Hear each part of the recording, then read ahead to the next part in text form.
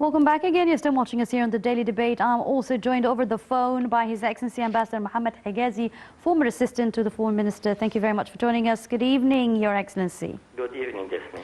Ambassador Hegazy, in your opinion, how do you see today's achievements on the ground being considered an extension as well as a securing factor to the October victory?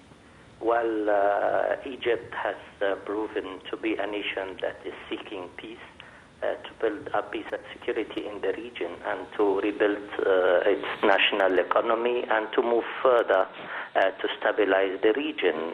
Part of our past history was to get into war to achieve peace. Diplomacy has played a very important role before the 1967 war and the 1973 war, and we moved the talks to attain peace with Israel and to build up a nation where the institution has been rebuilt, and we are moving now to a very important future where infrastructure is well taken care of, as well as the people. We have also gained the trust of the world since Gamal Abdel Nasser in 1968 accepted the Rogers initiative. We disclosed our intention to create peace in the region, even when Israel refused the same initiative back in 1968. Egypt has proven to the world that it's a peace-loving nation, and the war we conducted successfully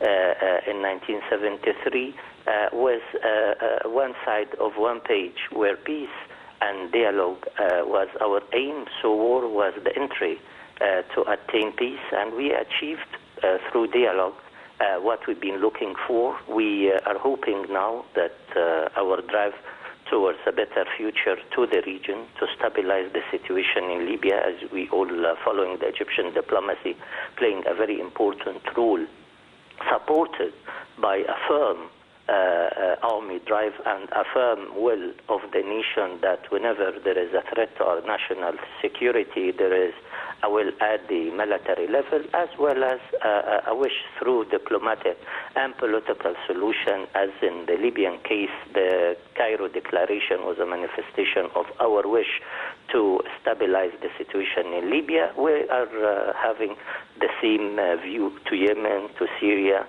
to the situation in Iraq and elsewhere, and to stop the intrusive interventions of regional powers. 1973 war was a window for establishing peace in the Middle East, and as we always say, when either decides war, it is war in the region. When Egypt decided peace, it's peace in the region. And now when Egypt decided rebuilding the nation state in the Middle East, it is the recovery of the Egyptian nation state, as well as the other Arab countries, leading hopefully to finalize wars in the region, particularly the Palestinian conflict, the Palestinian-Israeli conflict, so that we can move further all together, people living in this region, towards peace, based on our will, based on our intention to give the same opportunity to all peace-loving nations.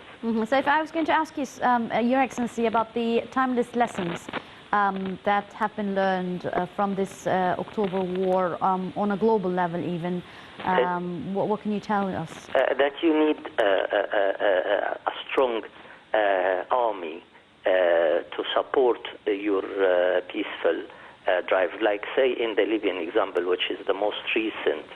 Let me start by the 1973 war. With a strong Egyptian army rebuilt after the defeat of 1967, you managed to run a good diplomacy that led to peace in the region in spite of the resistance of the other party. The most recent example is the one in the Eastern Mediterranean and Libya. Unless you have a strong army, a strong navy that reinforce peace and protect it, the other party might lead the situation to conflict and wars that might remain in Libya as it is in Syria for 8 or even 10 years. So the Egyptian strong army is so important. It is a prerequisite for peace. So I think this is the hope for the future. Egypt, a stable, peace-loving nation, a country that is stabilizing peace and security not only to the people of Egypt or the people of the region, but for peace and security in the world. A strong army, good diplomacy. Yes, very well. On this note, Ambassador Mohamed Hegazy, former Assistant Foreign Minister, thank you very much for joining me on the Daily Debate, as well as earlier Professor Dr. Hussein Amin, Professor of Mass Communication and Journalism, and also at the beginning of the episode, His Excellency Ambassador Gamal Bayoumi, former Assistant Foreign Minister. Thank you all, gentlemen, for joining me during this episode. And 47 years of celebration and still counting. Not just a war, but definitely lessons for all generations that are to come to the future.